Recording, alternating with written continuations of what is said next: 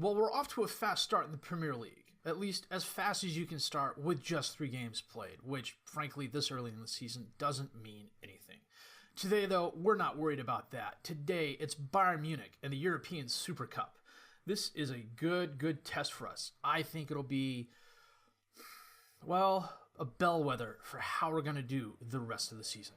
My name's FM19, and this is the Palace March, episode 64.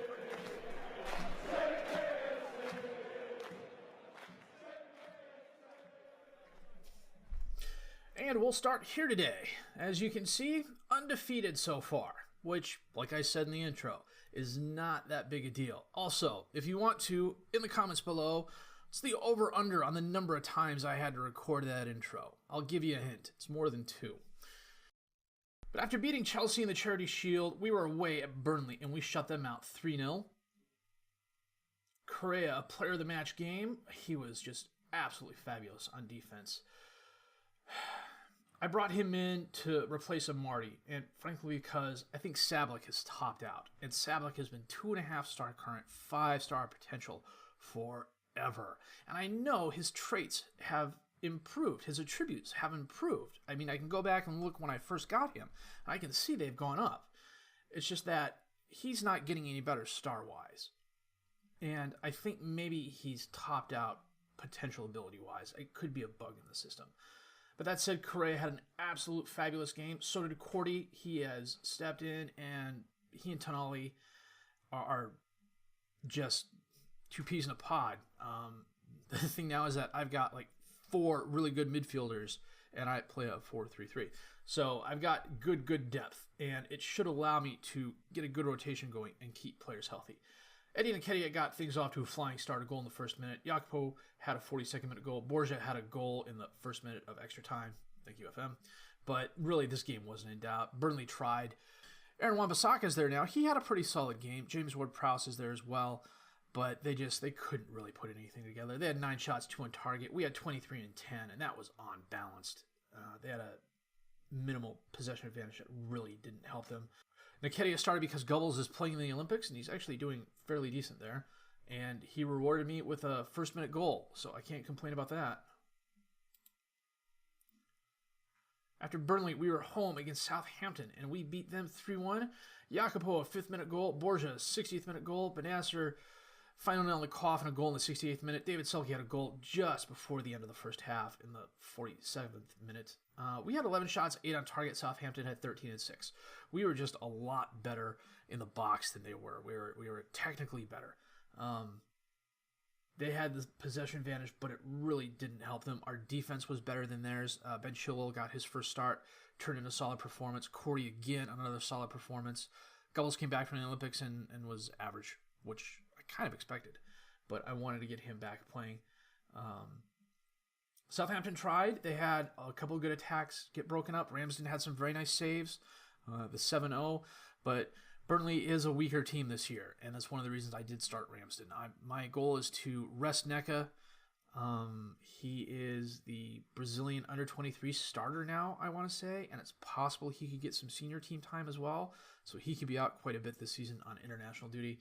Ramsden could be out as well. He's the under-23 goalie for England, and I want to get him and Neca playing time. Neca played a lot of games last year, and granted he's 22 years old, but I don't want to drive him into an early grave. We were then away at Wolves, and we shut them out 2-0. Gubbles a 33rd minute goal. Tonali a goal in the 94th minute. Again, thank you, FM. This was a game where it really could have gone either way. We just put away more of our chances than Wolves did. They had 12 shots, 4 on target, our 10 and 5. And we were just better than they were in the midfield and the back line. As you can see, Bosankic and Mepham both had solid games. Tonali and Cordy again had solid games. Gubbles a solid game with a goal. It was nice to see Tonali score. He doesn't score all that often. He gets maybe 4 to 6 goals this season. But frankly, he's not on the field to be a goal scorer. This was a solid all-around team performance. And against a team like Wolves, who are actually a really good team this year, I was asked in an interview to say which team I thought could get into Europe this year, and I said Wolves because they finished 7th last year, 8th last year. They just missed European football last year. Let's put it that way. And they've got enough about them that they could make it this year. This, though, however, was a good win for us. However, it's also 3 weeks into the season, so there is quite the congestion up top. Man City and ourselves are the only 2 unbeaten teams. Bournemouth, Stoke, and Everton are just behind us, followed by Man United and Liverpool. The only one that's really kind of surprised at the moment, Wolves and Leicester, both having won 1 and lost 2, but that'll equal itself out over time. Chelsea is 1 and 2 as well. That'll equal itself out over time too. Today, though, it is all about the European Super Cup, and it is being played in Goetborg, Sweden, in front of 18,000 people. So I'm going to double-check my best 11, and we will come back with a game against Bayern Munich in just a bit. Oh, they got a good team still. Well, we'll have to see how our 4-3-3 does against them today. Neck in goal, Centellas, Mepham, Bosankic, and Correa as the defensive back 4, Fagner, Tonali, and Cordy as the midfield 3, Ricci, Gubbles, and Mayoral up top as the strikers. There.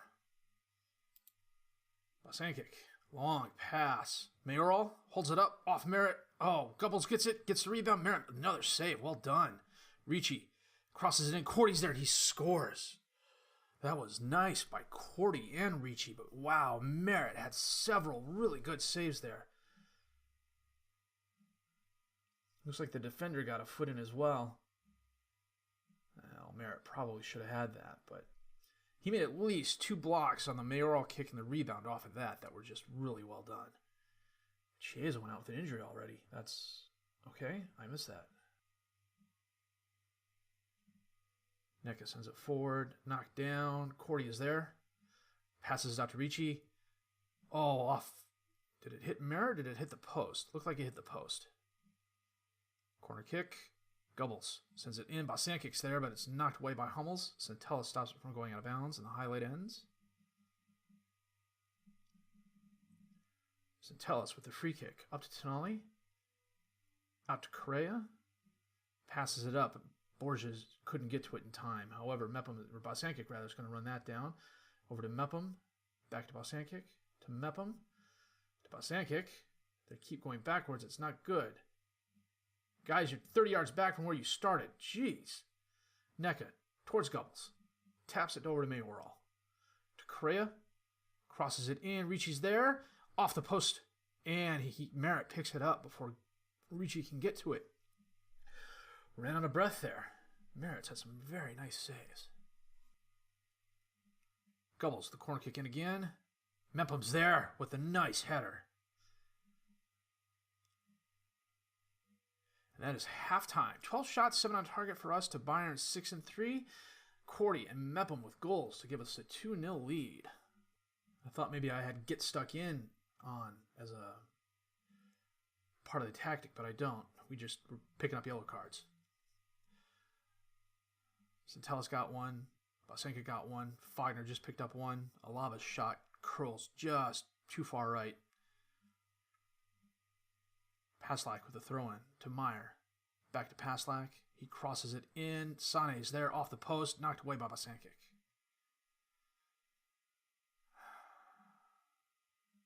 Paslak. Cordy knocks it away, but it goes right to Sane. Sane sends it back to Paslak, and it bounces off one of my midfielders and back out of bounds. Bosankic's having a really good game, but we're still going to get him off because of the yellow. So Faraz is going to come on for Bosankic. Chilwell. You know what? We're going to bring on Andros Vasiliou, who I highlighted earlier, at least in an earlier episode. He is an 18-year-old Cypriot who has a lot of potential. Unfortunately, he's here on a youth contract only, so he can't play in the senior games. But he can play in this game. I will play him in this game. And Benasser is going to come on for Fagner. Tonali. Fouled. Muller sent off. Second yellow card for the Randeuter. Faraz. Up to Tonali off the free kick. To Benasser. Out to Correa on the right. He holds it up, crosses it in, Ricci's there. Oh, too late. That was nice, though. Wow. Nice long cross. Gubbles sends it in. Well, Faraz was there, but was knocked away by Merritt. Tonali. To Faraz. To Correa. Back to Faraz. Over to Tonali to Correa. Back to Tonali. All the way out to Vassiliou on the left. He crosses it in. Oh, it bounces off, but Cordy's there. That was a... You know, he's worth it. He's definitely worth the money. Let's see what happens here. Tonali sends it across to Vassiliou. Ricci tries taking the shot, but it bounces off a Bayern player and goes right to Cordy. Coming up at the end of the game, Vassiliou to Ricci. Back to Vassiliou. Over to Tonali. Back to Vassiliou. To Tonali. Over to Cordy. Oh, and his pass is intercepted by Sane. He passes up into space, but Lewandowski's not going to get there in time. Neca runs it down, passes it up into space, kind of towards Mayoral, but Alaba knocks it down to Edouard. Back up to Alaba. He crosses it in. Neca gets to it before Lewandowski does. Lewandowski. I never know what Polish names. And that is the game. And we shut out Bayern Munich in the Super Cup. Wow. Although admittedly, Thomas Müller going off with the double yellow card certainly helps. And I keep forgetting I've got celebrations turned off. 21 shots, 10 on target for us. 14 shots, 6 on target for Bayern. Cordy, a player of the match performance with the 2 goals, in addition to all the other stuff he did in the midfield. That was well done. I'm trying to think if we had any more transfer moves prior to the last, or after the last episode, rather. The only one that's a possibility is Ben Chilwell. I wanted some more depth at defensive left back, and he was the best English player available. And I say English because I didn't want to use up another foreign slot if I could. 2.5 star current ability, 2.5 star potential ability, 27 years old, solid professional. It's one of the other reasons I brought him in. He's a very good mentor. His physicals, they're not bad. The jumping reach in 9's probably a little bit low for this level of competition. The mentals are great across the board. You know, the 8 leadership and 9 vision, I can't really complain about that. The technicals, he's good where it counts. 11 marking, 12 tackling is a little bit on the low side, but he's a decent crosser. He's okay at dribbling. Nice first touch. Good long throws.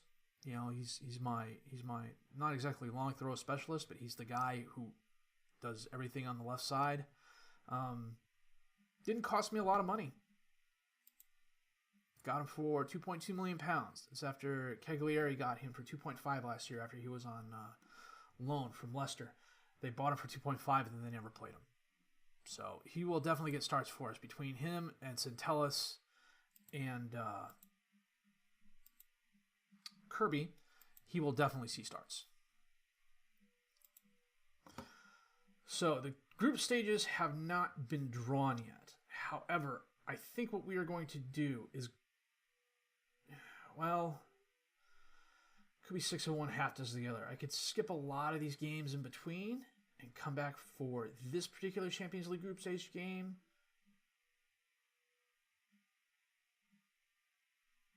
Or, what we're going to do?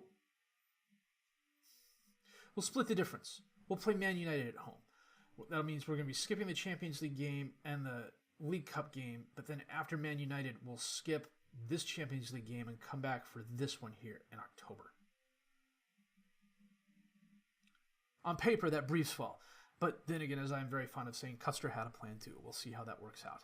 However, a solid victory for us today against a very good Bayern Munich team. I cannot complain about that. They've won the league every year but one, and that was the year they finished second. So to shut them out 3-0, even if it wasn't their strongest team, they still had some quality players on the field. And we shut them out. It's got to be a good thing. Maybe it's not the bellwether I want it to be. Maybe I'm projecting. But if that's the case, so be it. If you liked what you've seen and heard, please leave a like, subscribe to the channel for more content. Questions, criticisms, comments, leave those down below. I'll answer them as fast as I can. My name is FM19, and I thank you for watching.